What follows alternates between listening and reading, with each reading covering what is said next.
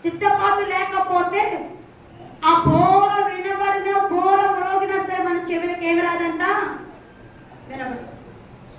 అది వినబడాలంటే నిత్యం మన హృదయం ఏముండాలండి కదండి. మరి ఎక్కడ కూడా చచ్చిపోయిన స్థితిలో ఉంటే, ఎక్కడ కూడా నిత్యమైన స్థితిలో ఉంటే, ఎక్కడ కూడా వాక్యం మర్చిపోయే స్థితిలో ఉంటే, ఎక్కడ కూడా ప్రార్థన తగ్గిపోయే స్థితిలో ఎక్కడికైనా ఉపయోగం ఏంటండి?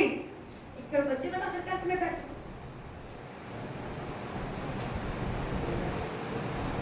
నేను ఒక మాట చెప్తానండి, నేను ఎప్పుడు ఒకే మాట చెప్తున్నా. నాకు వేల సంఖ్యలో 100 సంఖ్యలో మందిరం నిండిపోవాలన్న ఆశ కదండి.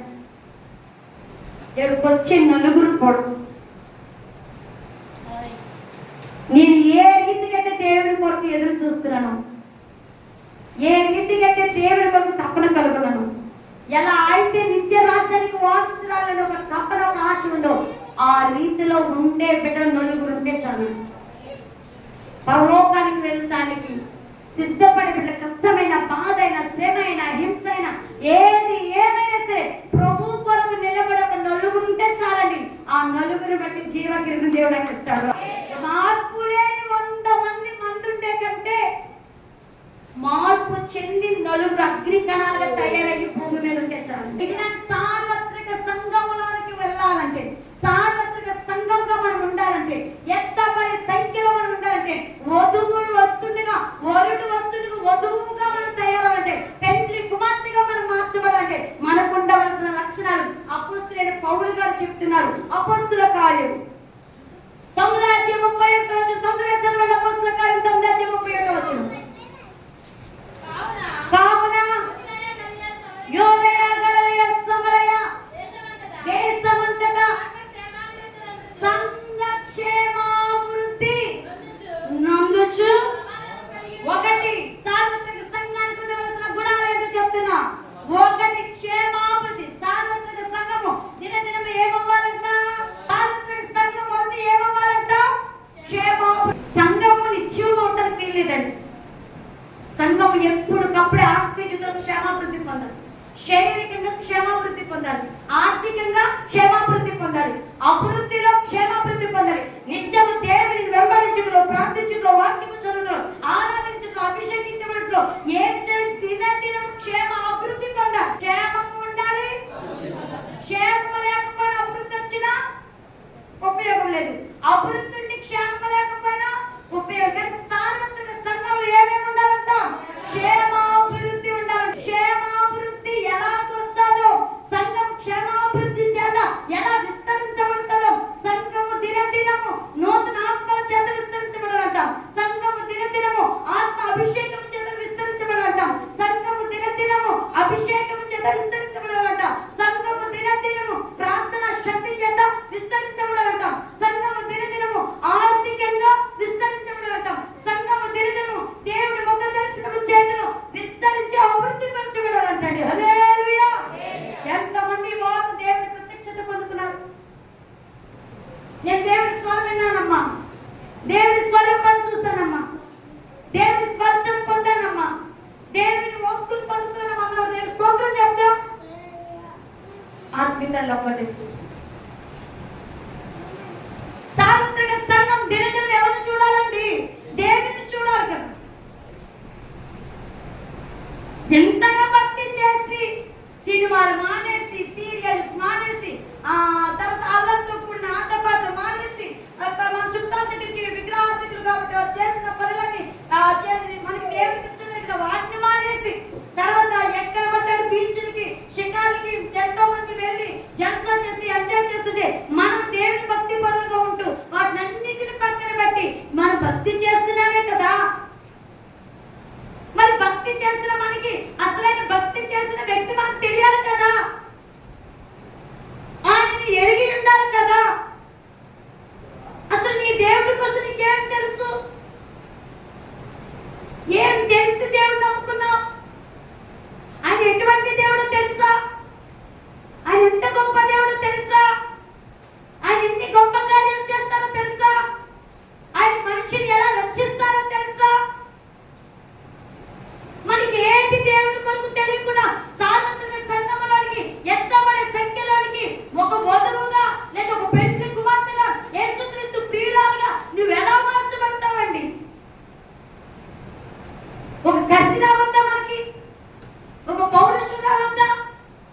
ఈ వారం నా యేసు స్వరం వినాలి, ఈ వారం నా యేసుని దర్శించాలి, ఈ వారం నా యేసుతో నేను కలిసి ఉండాలి, ఈ వారం నా యేసుని స్పర్శ చూడాలి, ఈ వారం నా యేసు నాకు ఒక వాగ్దానం ఇవ్వాలి. నేను ప్రతిరోజు ఆదివారం నిలబడేటప్పటికి నా దేవుడు నాతో ఇలా మాట్లాడాడు, నా దేవుడు ఇలా దర్శించాడు, నా దేవుడి స్వరం విన్నాను, నా దేవుడి స్వరూపం చూశాను అనే ఒక ఆశ ఉన్నట్టుగా సాక్ష్యం చెప్పాలని.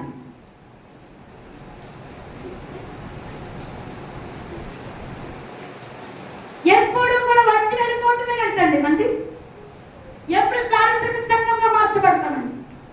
ఇక్కడ అపొస్తలుడైన పౌలు అంటున్నాడు, గలిలయులకి, సమరయులకి, తర్వాత యోధ వారందరికీ చెప్తున్నాడు, దైవిక సంఘమా, యేసుక్రీస్తు రక్తము చేత కడగబడిన పిల్లలారా, సంఘములో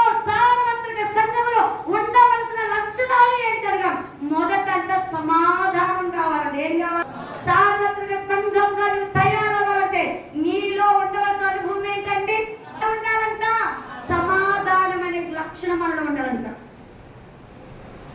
కుటుంబంలో సమాధానం ఉండాలా, చివరికి సంఘంలో సమాధానం ఉండాలా. ఆత్మీయులు అంటే, క్రైస్తవులు అంటే ఒకరి ప్రేమ ఒకరు పంచుకునే వారు ఉండాలంటండి. హల్లెలూయా. సంఘం కొరకు ప్రాణం పెట్టి విశ్వాసులుగా ఉండాలంట, సంఘం కొరకు ప్రాణం పెట్టి సేవకురాలుగా ఉండాలంట, సంఘం కొరకు ప్రాణం పెట్టి ఆత్మీయులుగా ఉండాలంట. సంఘము అంటే ఎవరు? ఈ 4 గోడలు కాదండి. సంఘము అనేది లోపల కూర్చున్న ప్రతి ఆత్మీయుడు ఒక. నీ తోటి సహోదరుని ప్రేమించగలుగుతున్నావా? నీ తోటి సహోదరుని ప్రేమించగలుగుతున్నావా? నీ ఇంటిలో సమాధానం ఉందా? ఒక క్రైస్తవుడి ఇంటిలో ఉండవలసిన మొదటి అనుభవం ఏంటి? సార్వత్రిక సంఘంలో ఎత్తబడి సంఖ్యలో నీవు నేను ఉండాలంటే ఏముండాలి? మన ఇంటిలో, మన సంఘంలో ఏముండాలి? మన జీవితంలో ఏముండాలి? సమాధానం లేకపోతే ఇంతగా ఆరాధించిన, ఇంతగా స్తుతించిన, ఇంతగా ప్రార్థించిన, ఇంతగా అభిషేకించబడిన, ఇంతగా ప్రకటించిన మనము సార్వత్రిక సంఘంలోనికి రామంట. ఎవరు ఎత్తబడతారని చెప్పారు? సార్వత్రిక సంఘం. ఎవరు ఎత్తబడతారండి? ఇప్పుడు సార్వత్రిక సంఘంలోనికి చేర్చబడాలంటే, ఆది అపోస్తుల పునాదుల మీద మనం కట్టబడాలంటే, ఆది అపోస్తులు ఎటువంటి గుణాలు కలిగి, ఎటువంటి లక్షణాలు కలిగి, ఎటువంటి అనుభవాలు కలిగి నడిచారో ఆ అనుభవాలు నీవు నేను నడిస్తే మనము కూడా సార్వత్రిక సంఘంలోనికి ఎత్తబడతాము. ఇప్పుడు అపోస్తులు పౌలు గారు అంటున్నారు, దైవ జనాంగమా, మీ సంఘం క్షేమాభివృద్ధి పొందాలంటే సంఘంలో ఉన్న ప్రతి విశ్వాసికి, సంఘంలో ఉన్న ప్రతి ఆత్మీయుడు, సంఘంలో ఉన్న ప్రతి ఆత్మీయురాలికి ఉండవలసిన గుణం ఏంటంటే సమాధానం. ఏంటండి? సమాధానం. మత్తయి సువార్త 5 ఉంది, సమాధాన పరచువారు. సమాధానం ఉండాలంట. ఇతరులు ఏం చేయాలంట? సమాధాన పరచాలి. ఇప్పుడు సార్వత్రిక సంఘంలో ఉన్న ఆత్మీయులు ఏం చేస్తారో చెప్పమంటారా? నేను ఎంతగా కొట్టినా, ఎంతగా తిట్టినట్టే సంఘంలో ఆత్మీయులకు గొడవలు వస్తాయండి.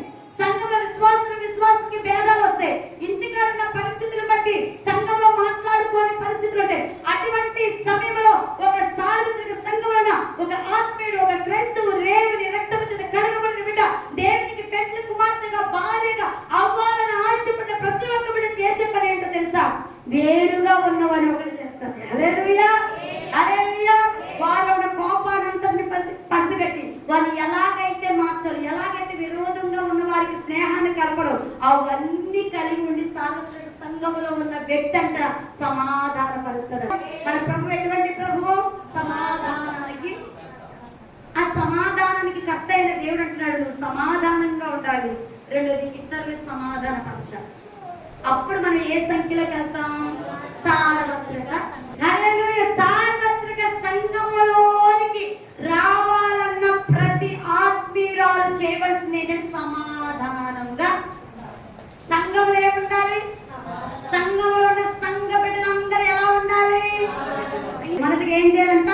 సమాధానం. ఈ వరుస ఉంటే ఎక్కడ గొడవలు రావండి. సంఘం అంతా ఎలా ఉండాలంట? సంఘం అంతా క్షేమాభివృద్ధి పొందండి. ప్రతి వ్యక్తి ఒక యోధుడుగా పనిచేయదుము గాక. ప్రతి వ్యక్తి, ప్రతి ఒక్కరిలో యేసు మనసు ఉండును గాక. యేసు మనసు ఎవరిలో అయితే ఉంటారో వారందరూ సమాధానంగా ఉంటారు. ఇతరుని సమాధానం అక్కడే ఉందండి. చదవండి ఒకసారి. సంఘంలో మరియు ప్రభువునందు భయము కలిగి ఉండాలంట. ఏమంటది? హృదయం ఏముంటది? మరి దేవుని వాక్యం మన హృదయంలో లేదు అంటే మనకి ఏమి లేదు దేవుని మీద చెప్పాలి. పాపము చేస్తున్నామంటే ఏమి లేదు మన హృదయంలో. కోపం పడుతున్నామంటే ఏమి లేదు మన హృదయంలో. అసూయ పడుతున్నామంటే ఏమి లేదు మన హృదయంలో. ద్వేషం ఉందంటే ఏమి లేదు మన హృదయంలో. సినిమా సీరియల్ చూస్తున్నామంటే ఏమి లేదు మన హృదయంలో. చెప్పండి. దేవుని ఆరాధనకి రావాల్సిన సమయంలో రాకుండా లోకానుసారం తిరుగుతున్నట్టు ఏమి లేదు మన హృదయంలో. రాత్రి కలిసి 2వ రాత్రి దైవజనులు చెప్పారు, దేవునికి ఎంత హృదయం దగ్గరగా ఉంటుందంట, ఎంత దూరమైన ఎంత ప్రయాసైన మందిరానికి వెళ్ళిపోతామంట. దేవునికే కనుక హృదయం దూరంగా ఉందనుకో, ఎంత దగ్గరగా ఉన్నా సరే మందిరానికి ఉంటుంది. ఈ దినాన్ని మనం సన్నిధిని అశ్రద్ధ చేస్తున్నామంటే మనలో ఏమి లేదండి. వాక్యం మన హృదయంలో ఉంటుందంటే దేవుడి మీద ఏమి లేదండి. అంటే ఏదో ఆరాధిస్తున్నాం, ఏదో వాక్యం వింటున్నాం, ఏదో దేవుడి సన్నిధి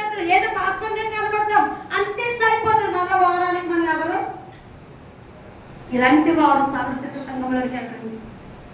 ఎవరు సార్వత్రిక సంఘంలోకి వెళ్తారంటే దేవుని యందు ఎవరైతే భయము కలిగి ఉంటారో వారే సార్వత్రిక సంఘంలో ఎత్తబడే గుంపులో ఉంటారు. మనం ఎలా ఉండాలంటే మొదట సంఘం క్షేమాభివృద్ధి పొందాలంటే సమాధానం ఉండాలి. రెండోది సంఘం క్షేమాభివృద్ధి పొందాలంటే దేవునికి భయము కలిగి ఉండాలి. మూడోది సంఘము క్షేమాభివృద్ధి కలిగి ఉండాలంటే పరిశుద్ధాత్మతో నింపబడాలి. హల్లెలూయా. పరిశుద్ధాత్మ ఉంటేనండి ఎక్కడున్నా ఒకేలా ఉంటాం, అక్కడికి వెళ్ళినా ఒకేలా. బ్రదర్స్ బయటకు వెళ్తున్నారు, మీరు పరిశుద్ధాత్మ లేకపోయింది అనుకోండి, మీతో సహవాసం చేసిన లోకస్తులే తెలియక ఆటోమేటిక్ గా మన చూపు కన్ను మాట హృదయం అన్ని లోకానికి వెళ్ళిపోతాయి. కానీ మీరు పరిశుద్ధాత్మతో నింపబడిన వ్యక్తులై ఉన్నారనుకోండి, 100 మంది 200 మంది 500 మంది లోకస్తులున్నా మన ప్రత్యేకతగానే ఉంటారు. మన ఆత్మీయత ఎవరు చెక్కు చెదరనివ్వలేరండి. మన ఆత్మీయ జీవితం ఎవరు గుర్తుపరచలేరండి. మన ఆత్మీయ జీవితంలో ఎవరు ఎంతమంది లోకానుసరిగా మన చుట్టూ తిరిగినా సరే మన ఆత్మీయ జీవితాన్ని టచ్ చేయలేరు. ఎవరిని టచ్ చేయలేరు? పరిశుద్ధాత్మతో నింపబడిన వారు. ఎవరి శత్రువుతో టచ్ చేయలేదు? పరిశుద్ధాత్మతో నింపబడిన వారు. ఈ దినము ప్రతి సంఘములో ప్రతి యవన బిడ్డే, ప్రతి స్త్రీ ఏంటి, ప్రతి పురుషులేంటి ఆశ ఉండాలి. అయ్యా నేను సార్వత్రిక సంఘములోనికి చేర్చబడాలి. ఈ సంఘం నుంచి ఏ సంఘానికి రావాలి? సార్వత్రిక సంఘంలోకి రావాలంటే సంఘం క్షేమాభివృద్ధి పొందాలి. దేంట్లో క్షేమాభివృద్ధి పొందాలి? సమాధానములో. రెండో దేంట్లో క్షేమాభివృద్ధి పొందాలి? దేవుని భయములో. దేంట్లో క్షేమాభివృద్ధి పొందాలి? పరిశుద్ధాత్మలో. ఈ 3 లక్షణాలు మన సంఘంలో ప్రతి ఒక్క బిడ్డ బంధుకులు గాక, వాటిలో జీవించును గాక. అలా జీవించేవారు, అలా సాధకము చేసేవారు ఎవరైతే సంఘ బిడ్డలు ఉంటామో వారందరి జీవితంలో కుటుంబాలు క్షేమ అభివృద్ధి కలుగును గాక. అన్ని విషయాలు వర్ధిల్లును గాక. మీ చేతి పనులన్నిటిలో వర్ధిల్లుదురు గాక. కష్టార్జితంలో వర్ధిల్లుదురు గాక. కుటుంబ పరంగా వర్ధిల్లుదురు గాక. ఆత్మీయంగా వర్ధిల్లుదురు గాక. శరీర ఆరోగ్యపరంగా వర్ధిల్లుదురు గాక. అన్ని విషయంలో వర్ధిల్లి సౌఖ్యంగా క్షేమముగా ముందురు గాక. నీ ఆత్మ వర్ధిల్లుచున్న ప్రకారం నువ్వు అన్ని విషయంలో హల్లెలూయా కుటుంబంలో అన్ని విషయాల్లో వర్ధిల్లాలంటే సంఘంలో మొదట క్షేమాభివృద్ధి కావాలి. సంఘంలో క్షేమాభివృద్ధి అంటే మొదట మనందరికి ఏముండాలి? రెండోది మనందరికి ఏముండాలి? నాకు మీకు కూడా ఏముండాలి? ప్రకటించేసేసి నేను లోకంలోకి వెళ్ళిపోతే నాకు కుదరదండి. సంఘంలో మన సంఘం ఎత్తబడే గుంపులో ఉండాలంటే సమాధానం, భయం, పరిశుద్ధాత్మతో నింపదు. ఈ 3 ఆత్మీయతలో వర్తిల్లితే నువ్వు ఆత్మలో వర్తిల్లుచున్న ప్రకారం అన్ని విషయంలో మీరు మీ కుటుంబాలు వర్తిల్లుదురు కనుక